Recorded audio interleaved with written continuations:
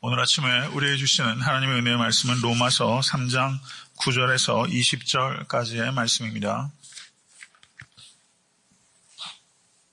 로마서 3장 9절에서 20절까지의 말씀 다 같이 합독하도록 하겠습니다.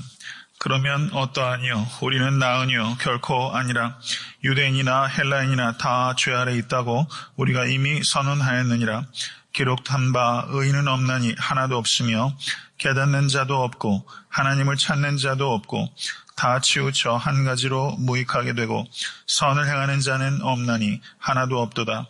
저의 목구멍은 열린 무덤이요 그 혀로는 속임을 베풀며 그 입술에는 독사의 독이 있고 그 입에는 저주와 악독이 가득하고 그 발은 피 흘리는데 빠른지라. 파멸과 고생이 그 길에 있어 평강의 길을 알지 못하였고. 아멘. 1장 18절에서부터 1장 32절은 그 사도 바울께서 이방인들의 우상 숭배, 그리고 성적 타락, 동성애, 그리고 불법에 대하여 사도 바울께서 이방인들을 고소하고 있는 부분이 1장 18절에서 32절까지의 내용입니다. 그리고 2장 1절에서 3장 8절까지의 내용은 위선적이고 자기 과시적인 유대인의 죄에 대하여 기소하고 있는 부분이라고 볼 수 있습니다. 그래서 1장 18절에서부터 3장 8절까지 이방인들과 그 유대인들에 대한 기소장의 결론이 오늘 본문 말씀 3장 9절에서부터 20절까지의 말씀이라고 할 수 있는 것입니다. 그래서 그 결론이 그러면 어떠뇨? 우리는 나으뇨? 결코 아니라 유대인이나 헬라인이나 다 죄 아래 있다고 우리가 이미 선언하였느니라. 유대인이나 헬라인이나 다 죄 아래 있다. 이것이 사도 바울의 결론이에요. 유대인이나 헬라인을 합하면 전 세계 사람들을 다 가리키는 거예요. 모든 인간이 죄 아래 있다.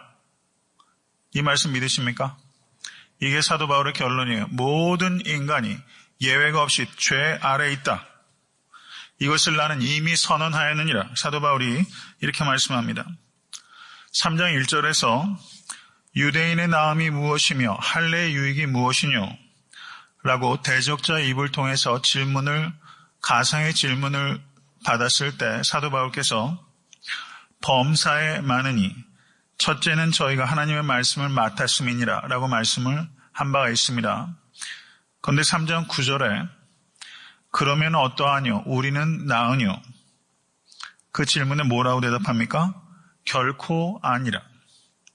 3장 1절과 2절에서는 유대인의 나음이 무엇이뇨? 범사에 많으니 유대인이 낳은 게 많다고 얘기를 했어요. 그런데 3장 9절에서는 우리는 나으뇨? 결코 아니라. 어때요? 모순적이죠? 3장 1절에서는 낳은 게 무엇이뇨? 많이 있다. 2절에 대답했는데 9절에서는 나으뇨? 결코 아니라. 이렇게 대답을 한 겁니다. 모순적인 것처럼 들려요.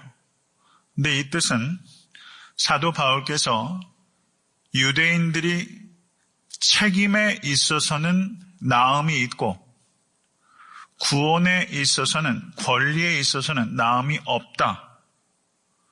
구원을 받는 데 있어서는 유대인이나 헬라인이나 동일한 조건 하에 있고 유대인이나 헬라인이나 다 죄 아래 있고 예수를 믿지 아니하면 유대인이나 헬라인이나 구원을 얻을 수 없다라고 말하면서 결코 나음이 없다라고 사도 바울께서 선언하고 있는 것입니다. 유대인이나 헬라인이나 다 죄 아래 있다. Both Jews and Greeks are under the power of sin. 이렇게 말하고 있어요. 성경 원어를 보면 판타스 휘프 하마르티온 이라고 말하고 있습니다. 휘포 하마르티온. 휘포라는 말이 under 이런 뜻이에요. 무엇 아래, 무엇 영향 아래, 무엇 지배 아래 이런 뜻입니다. 휘포 하마르티아라는 단어는 죄란 뜻이에요. 그리고 under sin, 죄 아래 있다. 그런데 여기서 휘포 하마르티안이라는 단어가 쓰였던 것처럼 마태복음 8장 9절을 보시면 백부장이 예수께 나와 자기 종을 구해줄 것을 이야기를 하는 과정에서 백부장이 뭐라고 말하냐면요. 나도 남의 수하에 있는 사람이요. 내 아래도 군사가 있으니. 휘포 엑스시안. under authority. 나도 권위 아래에 있는 사람이고. 휘포 에마르톤. under me. 내 아래도 사람이 있다. 이렇게 말하면서 자기도 어떤 권위 아래에 있는 사람이고 내 권위 아래도 사람이 있다라고 했을 때 그때도 휘포라는 전치사 사용돼요. 그럼 여기에서 제가 이 말씀을 상세하게 드린 이유는 사도 바울께서 유대인이나 헬라인이나 다 죄인이다 라고 말하진 않고 유대인이나 헬라인이나 다 죄 아래에 있다 라고 표현했다는 거예요. 죄인이다 라고 말하는 것과 죄 아래에 있다 라고 말하는 것은 중요한 차이가 있어요. 모두 죄인이에요. 그런데 죄인이면서 죄 아래에 우리가 있기 때문에 사도 바울께서 under sin, under the power of sin, 죄의 영향 아래에 있다. 다시 말하면 죄의 지배 아래에 있다라고 말하는 것입니다. 모든 인간들은 죄인일 뿐만 아니라 죄의 지배를 받고 있습니다. 믿으십니까? 이게 사도 바울의 이야기예요. 예수 안에 있지 않으면 모든 인간은 죄인일 뿐만 아니라 죄의 지배 아래 살고 있는 겁니다. 이것이 인간의 현실이에요. 그래서 그 더글라스 무라는 그 신약학자가 있습니다. 이 사람이 훌륭한 학자인데요. 이 더글라스 무가 죄인이라는 말과 죄 아래에 있다는 말의 차이를 매우 분명하게 이야기를 했어요. 뭐라고 말했냐면 인간이 단지 죄인이라면 인간에게 필요한 것은 무엇이 옳은가를 알려줄 선생님입니다. 그러나 인간은 죄의 속박 아래 있으므로 자유케 해줄 해방자가 필요한 것입니다. 인간이 단순하게 죄인이라면 무엇이 죄인지, 무엇이 옳은지를 알려줄 스승이 필요한 거예요. 근데 인간은 단순히 죄인인 것뿐만 아니라 죄 아래에 있기 때문에 인간을 죄에서부터 해방해줄 해방자가 필요한 것입니다. 그렇기 때문에 사도 바울께서는 갈라디아서 5장 1절에 그리스도께서 우리를 자유케 하려고 자유를 주셨으니 그러므로 굳세게 서서 다시는 종의 멍에를 매지 말라 라고 말하고 있습니다. 그리스도께서 우리로 자유케 하려고 자유를 주셨으니 자유는 무엇으로부터의 자유입니까? Freedom from sin and death. 죄와 죽음으로부터의 자유예요. 예수님은 두 가지가 없은 분입니다. Sinless, deathless. 죄와 사망이 없으신 분께서 우리를 죄와 사망으로부터 자유케 하시려고 예수님께서 하나님의 어린 양이신 예수께서 인간의 죄를 대속하시고 죽음을 통과하신 거예요. 그 결과 우리에게 가져다 준 것은 프리덤입니다. 종의 멍에를 매지 않는 사랑하는 성도 되실 수 있게 되기를 간절히 축원합니다. 인간의 문제는 인간이 죄 아래에 있다는 것입니다. 사랑하는 성도 여러분, 한국 사회도 시끄럽게 말할 수가 없고요. 미국 사회도 세계 정세도 복잡하게 이루 말할 수 없습니다. 국제정세도 급변하고 여러 가지 문제들이 있죠. 그런데 이것이 철학적인 문제인가, 정치적인 문제인가, 사회적인 문제인가, 구조적인 문제인가, 경제적인 문제인가. 세상에 많은 전문가들이 각자의 분야를 기반으로 해서 여러 가지 분석을 하죠. 그런데 가장 본질적인 문제의 원인은 무엇입니까? Under the power of sin. 인간의 죄의 권세 아래 있기 때문이에요. 그게 문제의 핵심이에요. 그것을 보지 못하면 다 미봉책이에요. 모든 본질은 인간이 죄의 권세 아래 있기 때문이고 사탄의 권세 아래 있기 때문입니다. 그렇기 때문에 진정한 문제 해결은 예수를 영접하고 믿음으로 말미암아 죄의 권세로부터 한 사람 한 사람이 자유케 되는 데 있는 것입니다. 예수께서는 우리를 죄의 권세로부터 자유케 하시는 자유자입니다. 해방자이십니다. 믿으십니까?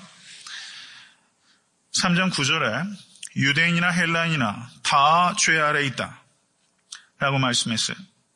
그리고 3장 10절부터 3장 18절까지는 모든 인류가 다 죄 아래에 있다라는 말을 설명하고 있는 부분이라고 할 수 있습니다. 여기에는 구약 성경을 7번이나 인용하고 있어요. 시편 말씀을 5번, 전도서 말씀을 1번, 이사야서 말씀을 1번, 그래서 구약 성경을 7번 인용을 해서 다 죄 아래에 있다. 이 말은 죄가 보편적이란 말이에요. 죄가 그만큼 심각하다는 걸 이야기하는 거예요. 죄의 보편성과 죄의 심각성, 이 두 가지를 구약 성경에서 7번이나 인용을 하면서 그것을 말씀을 통해서 증명하고 있는 거예요. 이와 같은 방식은 랍비들이 즐겨 사용하는 소위 말하는 구슬깨기라는 방법이에요. 이것을 랍비들은 카라스라고 합니다. 카라스. 성경의 말씀을 인용을 해서 그것을 마치 구슬을 깨듯이 7개의 구슬을 깨서 사도 바울께서 죄의 심각성과 죄의 보편성을 지금 입증하고 계신 것입니다. 11절 말씀 보십시오. 하나님을 찾는 자도 없고 18절 말씀 보세요. 하나님을 두려워함이 없느니라. 죄는 무엇입니까? 죄는 인간들에게 행하는 악한 행동, 이게 일반적인 사람들이 생각하는 일이잖아요. 세상의 자연법은 인간과 인간 사이의 관계 속에서 다른 사람들에게 해악을 끼치고 사회 규범을 현저하게 무너뜨릴 때 그것을 죄라고 얘기를 해요. 인간을 향한 악한 태도와 행동을 죄라고 말합니다. 그런데 성경은 그렇게 말하진 않아요. 성경은 죄의 본질이 무엇이냐? 11절 말씀, 하나님을 찾지 않는 것과 18절 말씀, 하나님을 두려워하지 않는 게 죄입니다. 하나님을 찾지 않고 하나님을 두려워하지 않는 사람들 가운데 세상에서 도덕적으로는 매우 높은 수준에 있는 사람이 있어요. 죄인입니까? 죄인이 아닙니까? 죄인이에요. 가장 돌이키기 어려운 죄인이에요.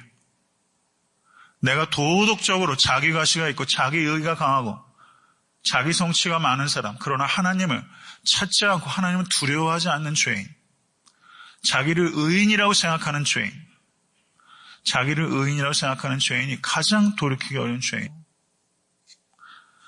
죄의 본질은 하나님을 찾지 않고 하나님을 두려워하지 않는 죄이고, 이것을 사도 바울은 로마서 1장 18절에 아세베이아, 불경건이라고 말한 것입니다. 불경건은 하나님에 대한 죄를 불경건이라고 말하는 것입니다. 그리고 이 불경건, 하나님을 찾지 않는 자, 그리고 하나님을 두려워하지 않는 자, 11절과 18절 사이에 12절부터 17절까지는 하나님을 찾지 않고 두려워하지 않는 결과로서 필연적으로 나타나게 되는 인간을 향한 죄악들이 기록되어 있는 부분이라고 말할 수 있습니다. 이 죄를 다른 말로 사도 바울은 아디키아, 불의라고 말했어요. 불경건의 필연적인 결과는 불의입니다. 인간에 대하여 짓는 죄악들은 그 근원에 하나님에 대한 죄악이 있는 것이고, 인간 관계가 비틀리는 그 근원에는 하나님과의 관계가 온전치 못한데 원인이 있어요.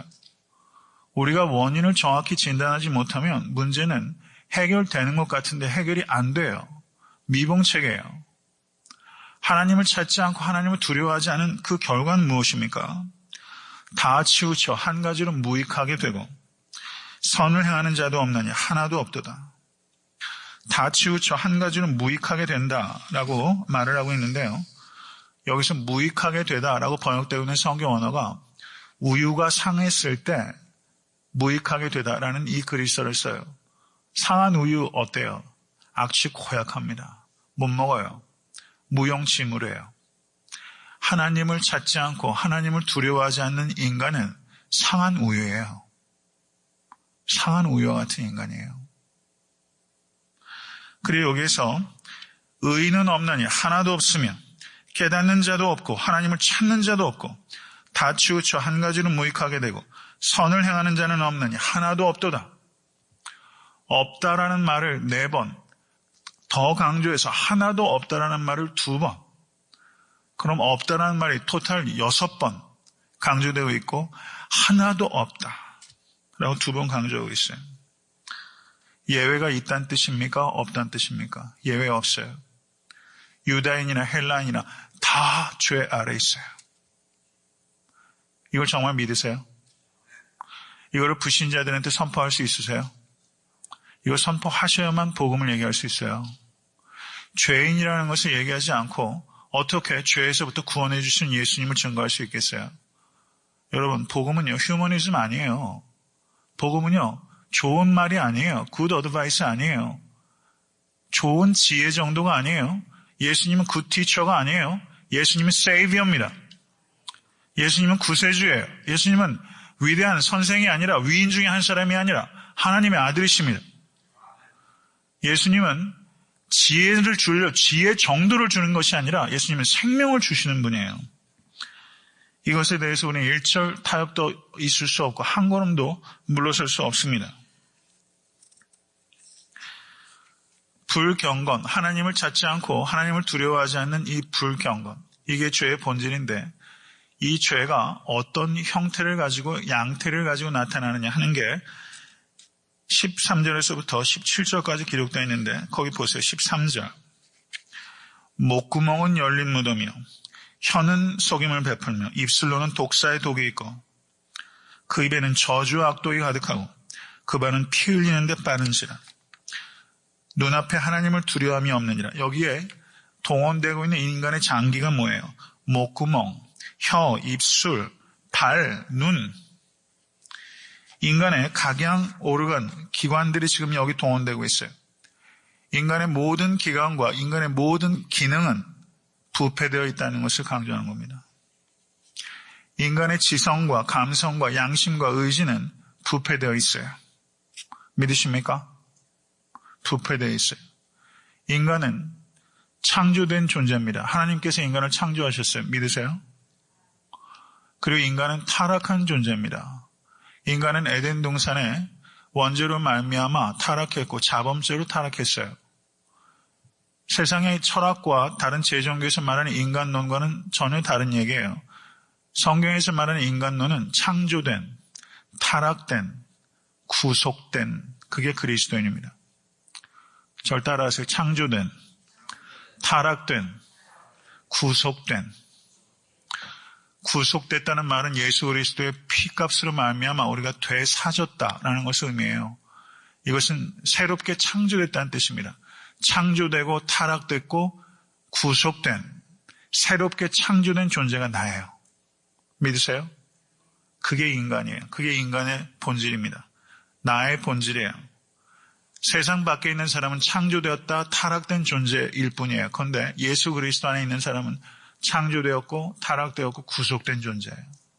우린 구속된 존재입니다. 믿으십니까? 사도 바울은 지금 죄에 대해서 성도 여러분, 성도님들의 입술에 독사의 독이 있지는 않으세요? 독사의 독, 저주와 악독이 가득하지는 않습니까? 얼마나 독사처럼 낼름거리면서 우리의 입술이 독을 뿜어내는지 몰라요. 올해 몇 번이나 뿜어낼지 모르겠어요. 무시무시해요. 참 악합니다. 긴장을 늦추면 한 사람도 예외 없어요. 올 한해 살아가시면서 가족들과 성도들과 또 직장에서 이 독사의 독을 뿜지 않기 위해서 늘 깨어 계신 여러분과 제가 될 수 있게 간절히 바랍니다. 여기에서 사도 바울이 강조하는 것은요. 사도 바울은 죄를 과소평가하지 않아요. 경청하십시오. 지금 굉장히 중요한 말씀 드리는 거예요. 사도 바울은 죄를 과소평가하지 않아요. 동시에 예수 그리스도의 피를 과소평가하지 않아요. 죄를 과소평가하지 않고 예수 그리스도의 구속의 능력도 과소평가하지 않아요. 인간은 다 죄인이에요. 그런데 예수 그리스도의 피가 구원하지 못할 죄인은 없어요. 사도 바울은 이 두 가지를 얘기하는 거예요. 그렇기 때문에 우리는 인간의 죄 때문에, 나의 죄 때문에, 이 세상의 죄 때문에 우리는 아파해야 하지만 예수 그리스도의 보혈의 능력 때문에 우리는 기뻐해야 되는 존재이기도 합니다. 19세기의 영국 출신의 그 건축가, 그 유명한 그 건축가가 있었는데 윌리엄 제이라는 사람이에요. 영국에서 태어났다가 이 사바나에 와서도 제가 그 검색을 해보니까 사바나에 와서도 좋은 건축들을 좀 해서 남겨있는 게 있다고 그래요. 윌리엄 제이. 근데 이 사람이 이 건축가인데 신실한 그리스도인이었습니다. 이 사람이 뭐라고 말하냐면 참 좋은 말이에요. My memory is falling. 내 기억력은 쇠퇴하고 있습니다. But there are two things that I never forget. 그렇지만 나는 결코 잊지 않는 두 가지가 있습니다. That I am a great sinner. 나는 큰 죄인이라는 사실과 And that Jesus Christ is a great Savior. 예수께서 위대한 구원자시라는 사실입니다. 윌리엄 제이가요. 자기는 나이가 들어가면서 기억력이 쇠퇴한대요. 근데 나는 절대 잊어버리지 않는 두 가지를 붙잡고 있습니다. 하나는 나는 큰 죄인이라는 것과 예수께서 위대한 구원자라는 사실입니다. 이것만 기억하면 되는 거 아니에요? 죄를 가볍게 여기지 않고 사도 바울은 죄에 대해서 무섭게 고발해요. 사도 바울은 무서운 검사예요. 이방인들에게 기소장을 보냈고 유대인들에게 기소장을 보냈어요. 목회자는요. 죄인에게 기소장을 쓸 수 있어야 돼요. 강단에서 그저 좋은 얘기하라고 목사가 있는 거 아닙니다. 죄인에 대해서 기소장을 써야 돼요. 그리고 예수 그리스도가 얼마나 중요한지 보배로운 피가 아니면 그 결과가 무엇인지에 대해서 그 무서운 결과에 대해서 그리고 그 행복한 결과에 대해서 이 두 갈래 길밖에 없다는 것을 분명하게 얘기를 해야 됩니다. 죄의 능력이 얼마나 큰지 보혈의 능력이 얼마나 큰지 그거를 기억하는 사람이 이 윌리엄 제이 아니에요. I am a great sinner and that Jesus Christ is a great Savior. 나는 이 두 가지를 결코 잊지 않습니다. 말씀을 맺습니다. 19절 말씀 보세요. 우리가 알거니와 물은 율법이 말하는 바는 율법 아래 있는 자들에게 말하는 것이니 이는 모든 입을 막고 온 세상으로 하나님의 심판 아래 있게 하려 함이니라. 9절의 말씀 보십시오. 유다인이나 헬라인이나 다 죄 아래 있다. 아멘. 다 죄 아래 있기 때문에 그 결과가 뭐예요? 19절. 모든 입을 막고 변명 못해요. 하나님의 심판 아래 있어요. 죄 아래 있는 결과가 뭐예요? 심판 아래 있어요. 심판이 있습니다. 그런데 그 심판에서 20절 말씀 보세요. 그러므로 율법의 행위로 그의 앞에 의롭다 하심을 얻을 육체가 없나니 그 심판에서 율법의 행위로 심판에서 벗어날 수 있습니까? 없습니까? 없어요. 율법은 어떤 기능을 해요? 죄를 깨닫게 하는 기능을 하는 거예요. 죄에서부터 율법은 우리를 구원하지 못해요. 율법의 기능은 죄를 깨닫게 해요. 이것에 대해서 사도 바울이 로마서 7장에서 길게 얘기를 할 겁니다. 그 다음에 그러므로 인간은 다 죄 아래 있고 인간은 그러므로 다 심판을 받게 될 것인데 율법의 행위로는 심판을 면할 길이 없으니 21절 다 같이 읽습니다. 이제는 율법에 하나님의 한 의가 나타났으니 율법과 선지자들의 증거를 받은 것이라. 하나님의 의가 나타났어요. 율법의 행위를 하지 못해요. 그러면 우리는 어떻게 심판을 면해요? 하나님의 한 의가 나타남으로 말미암아 심판을 면해요. 하나님의 한 의가 어디에서 나타났어요? 십자가에 나타난 거예요. 모든 죄인이 심판받을 수밖에 없는데 그 심판으로부터 우리가 구원받을 수 있는 길이 나타났으니 그것은 예수 그리스도의 십자가입니다. 이 이야기를 하기 위해서 사도 바울께서 1장 18절에서부터 3장 20절까지 기소장을 쓴 거예요.